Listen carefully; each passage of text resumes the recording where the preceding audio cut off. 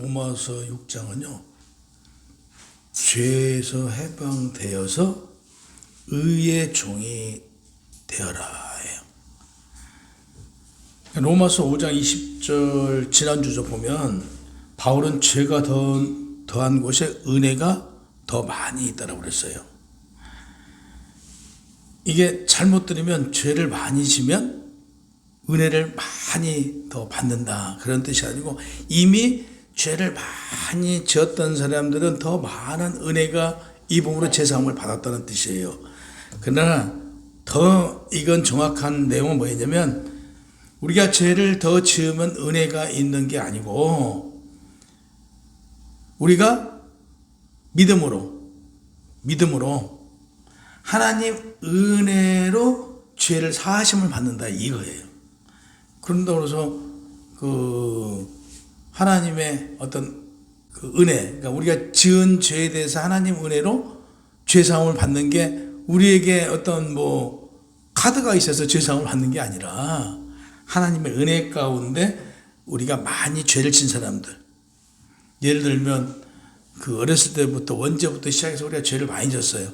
근데 늦게 이제 하나님을 알았어. 이 사람들에게는 더 큰 하나님의 은혜가 임한 거잖아요. 더 많은 죄를 졌음에도 하나님께서 단번에 그 죄를 사해 주셨으니까 그 은혜가 더 크다. 그거지 계속 죄를 지면 계속 은혜가 있는다 이런 뜻이 아니다. 그거예요. 그래서 하나님의 은혜는 죄를 용인하는 허가증이 아니다. 절대. 죄를 이기는 생명의 능력이죠. 그러니까 이제 우리가 예수 그리스도를 믿음으로 우리에게는 어떤 능력이 생기냐면요, 죄를 이길 수 있는 능력이 우리에게 부여된 거예요. 그래서 우리가 죄를 짓지 않는 거죠.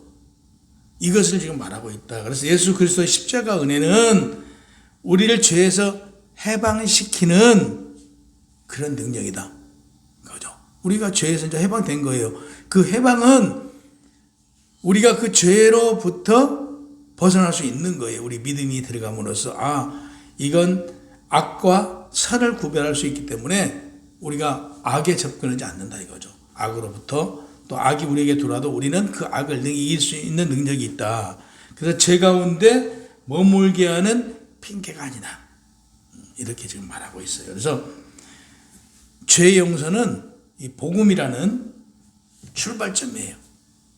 우리가 예수를 믿음으로 죄 용서를 받잖아요. 이게 복음의 시작이다. 근데 죄에서 해방은 복음의 목적이다. 그러니까 죄로부터 우리가 해방되었다. 이것은 내가 죄를 짓지 않는다는 얘기예요. 왜? 우리가 복음이 들어옴으로써 죄가 무엇인가를 알잖아요. 예수 그리스도가 이 땅에서 살아가심을 우리는 이미 보았단 말이에요. 들었단 말이에요. 그래서 알고 있단 말이에요. 그 삶이 복음이다라는 걸 알기 때문에 죄로부터 우리는 멀리 가게 된다. 이게 해방이라는 것이지, 무분별하게 죄를 짓는 게 복음이 아니다. 이런 얘기가 되겠죠. 그래서 그리스도의 은혜는 단지 용서받은 죄인의 신분을 주는 것이 아니라 거룩한 하나님의 자녀로 변화되는 것이에요. 이게 굉장히 쉬우면서 우리가 죄로부터 해방될 수 있는 능력이 복음이다.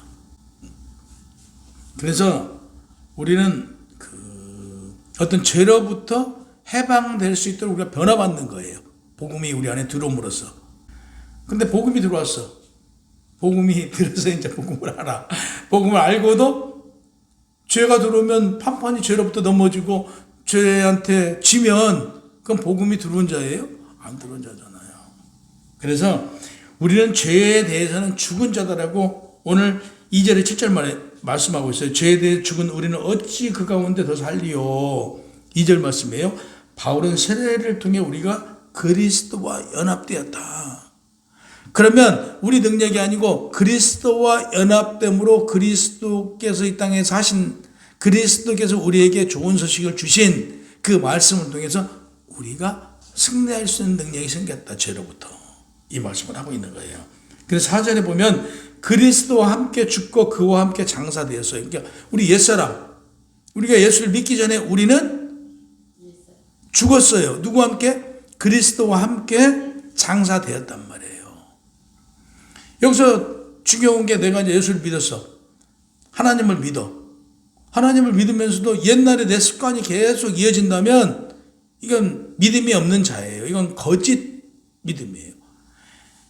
나에게 좋지 않는 습관들에 대해서 자꾸 버리고 죄에 대해서 내가 승리하는 자가 돼야 된다는 거죠. 죄로부터 승리한 자가 돼야 하는데 판판이 죄로부터 넘어지고 죄가 이 죄인 줄 알면서 그 죄를 범한다라고 하면 안 된다 이거죠.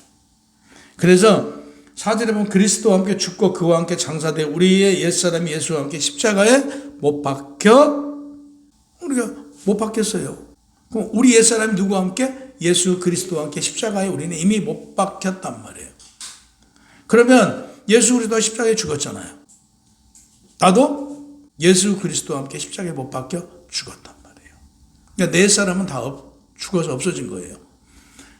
내가 내 옛사람이 계속 살아있어 내 안에. 그건 결코 예수를 믿는 사람이 아니다.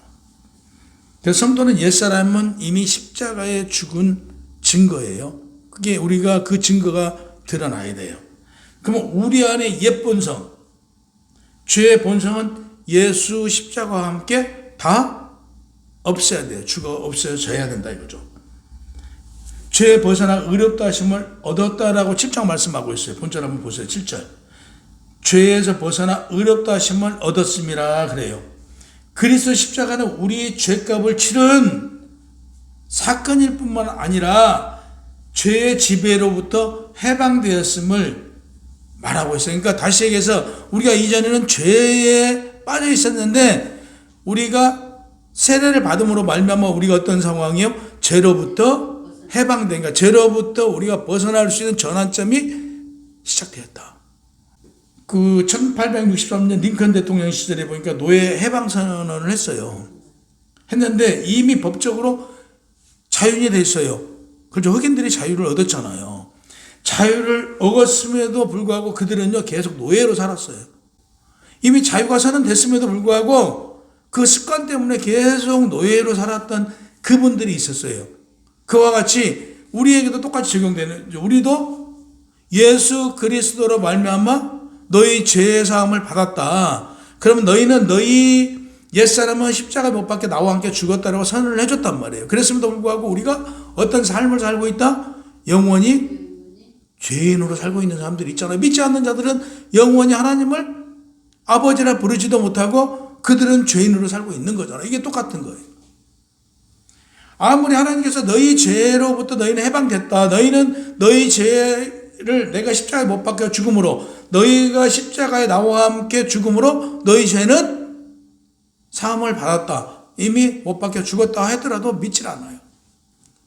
믿지 않아. 그래서 결국에 이 사람들은 지금도 죄인으로 살고 있는 거예요. 8절에 14절에 보면 새 생명 가운데서 행하라 라고 말했어요. 그와 함께 살아난 줄 믿으니 8절 말씀이에요. 그리스도와 함께 죽은 자는 이제 그와 함께 살아난 자입니다. 그렇잖아요. 누구와 함께 살아나요? 그리스도와 함께 살아났잖아요. 그러면 우리가 그리스도와 함께 살아났으면 우리는 이미 새 생명을 받았단 말이에요. 그럼 새 생명을 받았음을 믿어야지. 이제 새 생명을 받았으니까 믿고 나아가면 돼요. 그러니까 새로운 삶에 나는 주인공이야. 근데 이걸 내가 믿지 않으면 나는 여전히 너희 지체를 불의의 무기에서 죄에서 드러내지 말고 불의의 무기로 죄에서 드러나지 말래요. 이어서 보세요. 오직 너희 자신을 죽은 자 가운데서 다시 살아난 자 같이 하나님께 드리라고 해서 13절에 보세요. 자, 13절 한번 같이 봅니다. 너희 지체를 불의의 무기로 죄에서 드러내지 말고 오직 너희 자신을 죽은 자 가운데서 다시 살아난 자 같이 누구한테 드려요? 하나님께 드리래요. 그럼 우리는 이제 누구가 된 거예요? 예전에는 우리가 죄의 종이었어요. 예전에는. 그러면 지금은 우리는 새 생명을 받았어. 그러면 우리는 누구 거예요? 하나님 거예요. 그러니까 그 얘기예요. 이제는 너희는 죄의 종에서 의의 종이 되었으니 너를 하나님께 드리래요. 이게 명령이에요, 명령. 우리는 누가 우리의 주인이에요? 하나님 우리의 주인이잖아. 그럼 우리는 누구 거예요? 하나님 거잖아요. 그럼 하나님 것은 어떻게 살아야 돼? 하나님 것처럼 살아야지. 이걸 지금 말씀하고 있는 거예요. 그래서 우리 손발, 입이 늘 드리는 말씀이잖아요. 죄의 도구가 되면 안 돼. 우리는 입술로 죄를 범하고요. 우리의 손으로 죄를 범하고요. 우리 발로 죄를 범해요. 이거 하지 말래요, 이제는. 이제는 너는 의에 좀 하나님의 것이 됐으니까 입으로, 손으로, 발로 죄에 임하지 말라고. 하나님의 의를 드러내는 입이 되고, 하나님의 의를 드러내는 손이 되고, 하나님의 의를 드러내는 발이 되라, 이거죠. 그래서 우리는 입, 손, 발, 이 의의 도구가 돼야 돼요, 이제는. 의의 도구. 죄가 너희를 주장하지 못하니 너희가 법 아래 있지 않냐고 은혜 아래 있느니라 라고 로마서 6장 14절 말씀에 우리가 어디 아래? 법 아래 두려움의 신앙생활하지 말아요. 은혜 아래 사랑의 신앙인이 되라라고 얘기해요. 우리가 은혜가 입었으면 하나님은 누구시라고요?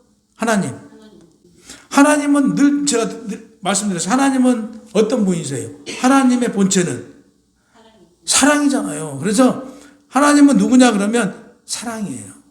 하나님은 사랑이에요. 그러면 우리는 어떤 삶을 살아야 돼요? 하나님이 우리 주인이요. 사랑으로 살아야지. 그럼 우리는 어떤 삶을 살아야 되냐? 사랑을 나누고 사랑으로 이해하고 용서하고 베푸는 삶을 살아야 된다. 그럼 우리는 사랑이에요. 내가 사랑이야. 내 주변에 있는 사람은 나로 인해서 그들이 사랑을 받는 사람이 돼야 돼요. 그러니까 우리는 어떤 복음을 전해요? 사랑을 전하는 복음자가 돼야 되는 거예요. 그래서 우리한테 이렇게 말해요. 죄가 너희를 주장하지 못하나니 너희가 법 아래 있지 않냐고 은혜 아래 있느니라 라고 아까 말씀하신다고 그랬죠. 로마서 6장 14절의 말씀이에요. 그래서 법 아래 두려움의 신앙이 아니라 은혜 아래 사랑의 신앙이다. 너희는. 그러니까 성도가 해야 하는 것은 사랑의 종이 돼야 돼요. 사랑의 종이. 우리는 사랑의 종이 돼야 돼요. 그래서 사랑을 위해서 기꺼이 순종하는 종이 돼야 된다. 사랑을 위해서 기꺼이. 아까 노예 얘기했잖아요. 한 노예가 있었대요. 근데 그 노예들은 예전에 같은 밥상에서 밥을 먹어도 같이 못 먹었어요. 옛날에 우리도 네, 밖에서 이렇게 먹었잖아요. 근데 이 종이 해방되었음에도 불구하고 밤이 되면 습관적으로 주인집 앞에서 무릎을 꿇고 있었어요. 이미 해방이 되었으면 안 해도 되잖아요. 근데 이게 뭐냐면 습관이에요. 습관. 그러니까 해방이 되었으므로 밤이 되면 예전에 종이었을 때 가서 무릎을 꿇고 문안을 했던 걸 계속 한 거예요. 새 주인이 이렇게 말해요. 이제 너는 나의 자녀다. 종이 아니라 나의 자녀가 되었다. 이제는 이 식탁에 앉아서 밥을 먹어라. 이렇게 얘기를 했어요. 그러면 주인이 우리한테 너는 이제 종이 아니라라고 선언을 했단 말이에요. 근데 우리는 여전히 우리는 보세요. 어떤 삶을 살고 있어요? 죄의 종으로 살잖아요. 죄의 종으로. 아니 너는 이제 내 사랑의 자녀가 되었으니까 이제는 나와 같은 식탁에 앉아서 밥을 먹어도 된다고 그랬어요. 근데 그 식탁에 앉지를 못해요. 우리가. 같이 앉아있을 존재가 되었단 말이에요. 그만큼 우리는 하나님의 자녀가 되었단 말이에요. 그럼 그 신분에 걸맞게 하나님의 식탁에서 앉아서 밥 먹을 수 있는 그런 자녀가 된단 말이에요. 우리 그러잖아요. 우리 어렸을 때 그랬죠. 우리 부모가 하지 말라는 거 했어요. 우리 죄를 졌어요. 그러면 부모님들이 같이 오라고 이렇게 부르잖아요. 그러면요. 눈도 마주치지 못하잖아요. 나쁜 짓을 해놓으니까 못하잖아요. 그걸 얘기를 하는 거예요. 비유적으로. 죄를 지면 같은 식당에 와서 앉으라고 해도 못 앉는단 말이에요. 그러니까 우리가 이 꺼리낌 짓을 하면 안 된다 이거예요. 이 얘기를 하는 거예요. 죄의 종이 아닌 의의 종으로 살아가라. 의의 종으로 살아가라. 로마서 15장에서 23절 이제 마지막 절이에요. 너희 자신을 종으로 내어주어 순종하면 그 순종함을 받은 자는 종이 되는 줄을 알지 못하느냐라고 했어요. 로마서 16장 16절 말씀이에요. 너희 자신을 종으로 내어주고 순종하면 누구한테? 하나님께 내어주면 그 순종함을 받은 자의 종이 되는 줄 알지 못하느냐. 그러니까 우리가 하나님의 종이 되면 하나님의 자녀로서의 삶을 살면 너희가 왜 하나님의 자녀가 되는 줄 모르느냐 이거예요. 사랑은 결코 중립에 있을 수 없대요. 우리가 그런 얘기를 많이 해요. 성경에 하나님의 말씀은 중립이 없어요. 이거면 이거, 저거면 저거예요. 할 것만 하고 말 나오면 말아. 이거예요. 이거 해도 되고 이거 안 해도 되고 결코 그렇지 못해요. 그 6장 17절 18절 말씀 보세요. 같이 한번 볼까요? 너희가 본래, 이걸 요약하면 너희는 본래 죄의 종이었다. 근데 너희가 나를 믿음으로 의의 종이 되었다. 그러면 말하잖아요. 의의 종은 의롭게 살아야 된다 이거예요. 의의 종이 되었으면 의롭게 살아라. 왜 의의 종이 되었음에도 불구하고 의롭지 못하느냐고 바울이 지금 지적한 거예요. 의의 종이 되었으면 의롭게 살아야죠.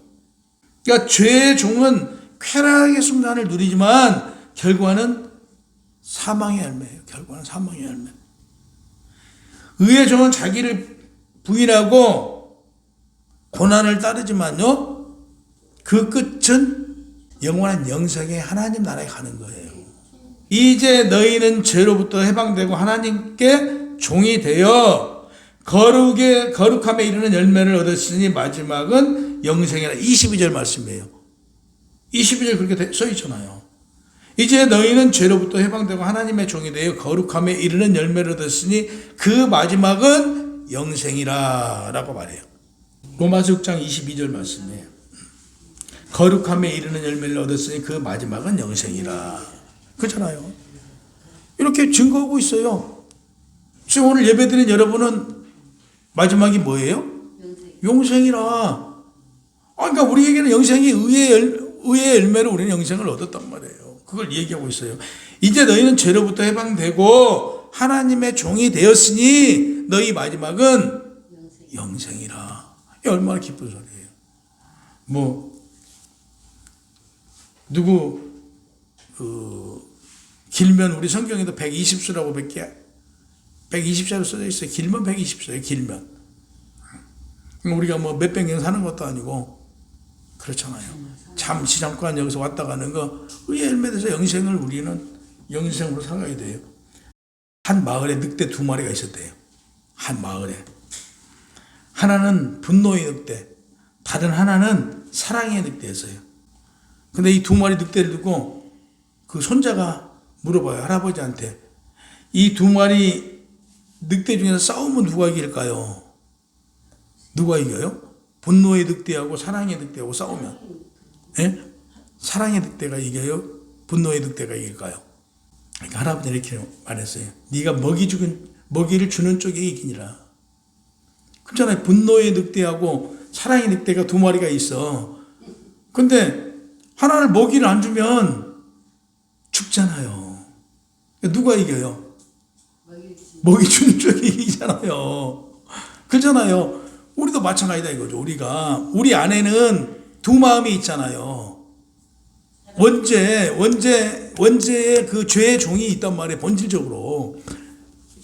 우리가 예수 그리스도를 믿음으로 우리 안에는 뭐가 들어왔다고요? 하나님은 누구시니까 사랑이잖아요. 그 사랑이 우리 안에 있단 말이에요. 근데 이게 늘 싸워요. 우리 안에서 공존한단 말이에요. 그럼 우리가 어디에 먹이를 주냐에 따라서 우리가 옛사람 쪽에 죄의 종한테 계속 먹이를 주면 누가 이겨요? 우리 사랑한테 계속 우리가 마음을 주면 우리 안에 있는 악은 죽을 수밖에 없다는 얘기예요. 이걸 지금 비유적으로 말하잖아요. 그러니까 우리는 계속 누구한테 먹이를 줘야 돼요? 사랑한테. 그러니까 우리는 늘 사랑하고 이 사랑을 하다 보면 우리 안에 있는 악한 것은 죽어요. 우리는 그리스도 은혜에 있는 자들이란 말이에요. 우리가. 그렇잖아요. 은혜 안에 있는 자들은 우리에게 자유 주셨어요. 우리한테 하나님께서 뭘 주셨냐면요. 자유의지를 주셨어요. 근데 자유의지를 주었는데 그 자유가 방종을 하는 자유가 아니에요. 우리가 착각하지 말아야 되는 게 있어요. 우리가 자유를 줬는데 그 자유는요, 보이지 않는 울타리가 있어요. 하나님의 법이라는 울타리 안에서 자유함을 준 것이지 너희한테 방종하면 너가 마음대로 살라라고 준 것은 아니라는 얘기란 말이에요. 그래서 6장 19절을 한번 보세요. 이제는 너희 지체를 의의 종으로 내주어 거룩함에 이르라라고 그래요. 너희 지체를 의의 종으로 내주어 거룩함에 이르라 해요. 예전엔 너희가 죄의 종이었기 때문에 그랬지만 지금은 이제 다른 신분이 되었다 이거예요. 그래서 의의 종으로 살아래요. 그러면 의의 종은 죄의 노예로 살던 자가 이제는 의의 종으로 섬김으로써, 그러니까 의를 섬김으로써 사망의 결박 아래 있던 너희가 이제는 영생의 약속 안에 거하는 자가 됐으니 그렇게 살래요. 그리스도의 십자가 사건을 한마디로 정의하면 용서의 사건이자 주인이 교체된 거예요. 십자가에 우리가 그와 함께 십자가의 죽음으로 우리에게는 주인이 바뀐 거예요. 죄의 종에서 의의 종으로. 그래서 한마디로 용서의 사건이자 주인이 바뀐 것을 십자가 사건이다라고 말할 수 있어요. 그래서 이제는 우리는 영생의 상속자예요. 영생의 상속자다운 삶을 살아라. 이게 잠깐, 세상의 향락도 잠깐이고 세상의 부도 잠깐이고 권력도 잠깐이고 세상의 모든 게 잠깐이에요. 이것 때문에 매달리고 살아가지 말아라 이거죠. 이거 잠시다. 이런 거 다 이해하고 용서하고 내가 져줄 수 있으면 저저분들 징계 아니에요. 징계 아니야. 결국에 내가 잠시 져줘도 결국에 이기는 건 나예요.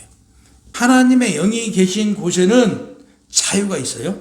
자유가 있지만 그 자유 속에는 절제라는 자유가 있다.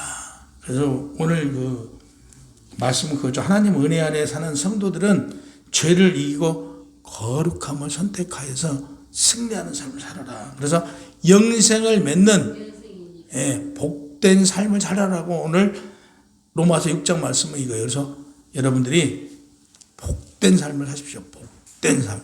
그래서 영생의 나라에서 인정받는 영원한 주인이 되시기를 주님의 이름으로 축원합니다.